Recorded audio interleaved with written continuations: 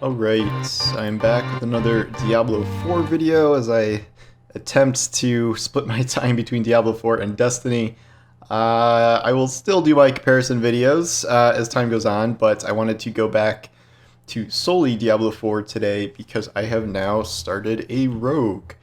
And as you can see, I'm still in the pretty early stages here. I am only 37. I have gotten my Barbarian up to 60, and I'm like fully in the end game stuff now, and I'm still playing with the Barbarian. I'm trying to like 100% the map and get all the renown and do nightmare dungeons and Helltide mystery chests and all that stuff. And like I do really enjoy all the end game stuff, but it is certainly a grind. It is going to take a long time to fully get through, and the path to level 100 leveling slows way down. Once I get to 70 in World Tier 4, maybe that will be a little boosted again, but it definitely slows down in the end game here as you go on the quest for Paragon points. So in the meantime, I figured I'd start a rogue. I'm playing with a couple friends who are various levels, and like, well, there is scaling. If you have a character that's in World Tier 3 and you try to play in World Tier 2, you're essentially getting no experience and you're not really getting any relevant drops. So like you can play and you're scaled, but there's some issues. So this is my World Tier 2 character. I'm not that close or not that far away from getting to World Tier 3. But I would figure I'd talk about a little bit about my early build here and what I am liking and disliking about Rogue. I did not like Bow Rogue. Bow Rogue, I really did want to kind of replicate my Demon Hunter from Diablo 3 because that was probably my second favorite class out of everything then, and I really just enjoyed kind of shredding through enemies with double crossbows and stuff. And I did, since I did Barbarian as a melee class, I was going to try and do Rogue as a bow class. I just did not vibe with that, and like I've kind of heard of people bouncing off Rogue entirely because they don't really like the way it plays, or they tried to do bows and they didn't really like it, or they didn't really get melee daggers down, something like that.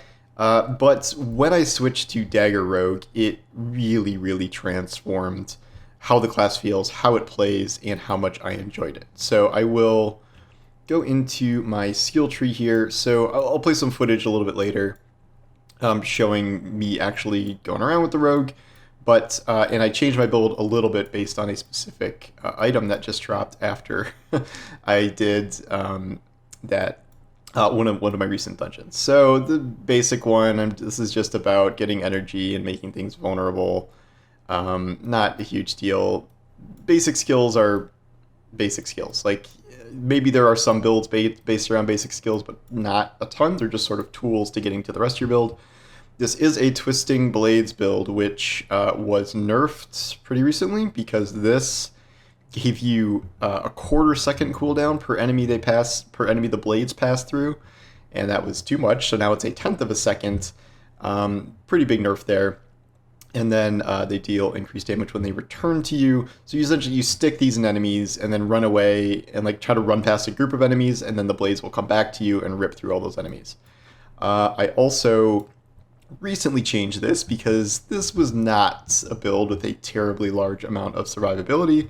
So I did close damage reduction and I did healing when you critically strike close enemies, which is frequently. Not 100% sure that's like the absolute best use of points, but thankfully refund costs are such where you really can do kind of whatever you want early on here, and then like once you have a character that's getting millions of gold and then you want to reset your skill points for like 1% of that, it's not really a big deal. I do not have anything in this category right now. That may change over time, but this is just not, there's a couple more defensive things. This one, I'll do Weapon Mastery eventually, but this is not a Caltrops build, nor do I think I need Dash or Shadow Step, but I know some people like really heavily rely on some of these skills, so again, I'm still playing around. This is increasing my dodge chance when you use a cooldown, which is literally always. Again, more survivability because I need it very badly. I had this, I didn't really notice the healing, so I took it off.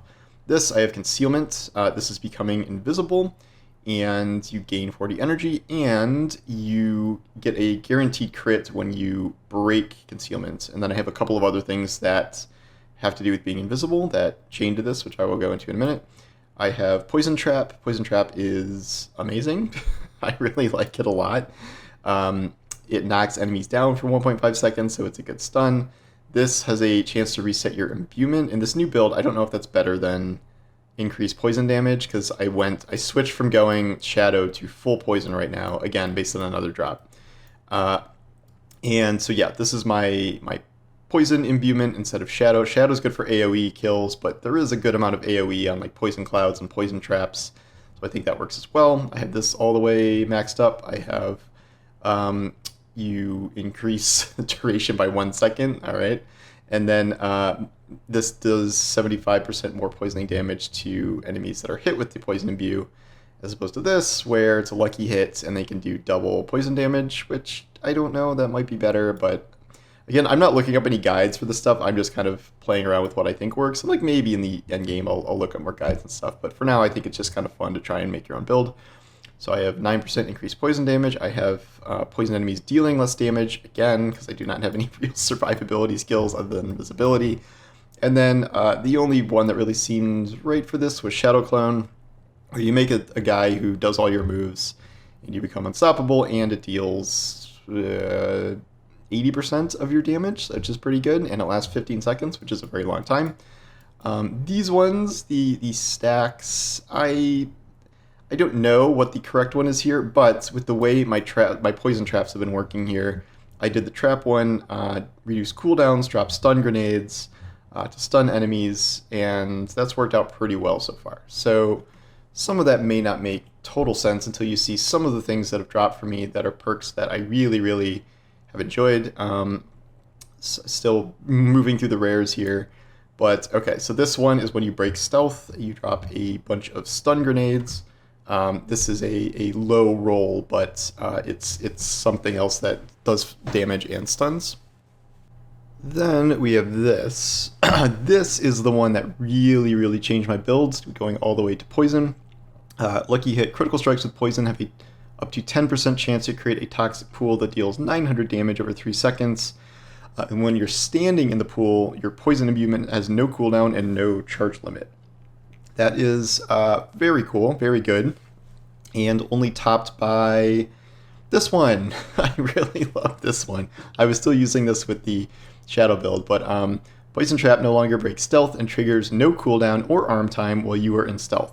All poison traps activate when you exit stealth, and poison traps cooldown will be 7.5 seconds per trap placed. So what this means is you can invisible or concealment, whatever, run around, place 4 traps, imbue yourself, and then break concealment, and then they all go off, poisoning like an entire room or stacking poison on one target, and then you're imbuing them also on top of that with either poison or shadow.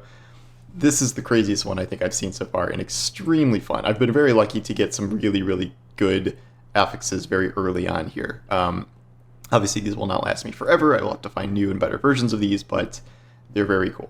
And then this one, this is a Twisting Blades one. They orbit for a short time after they return to you, dealing 15% of the return damage, and then that orbit damage can increase up to 30% of the return damage. Those are max rolls on this ring, which is good. Some other things that are not very useful here, like plus frozen damage and things, but very, very good roll on that for a Twisting Blades build. Those are my only useful legendaries at the moment, and I've subbed out a few others, but really has made this build a lot of fun. And I'll show a little bit off just of a normal dungeon here. Like, obviously I am not doing very much endgame stuff at the moment with Rogue, because I am just this level here.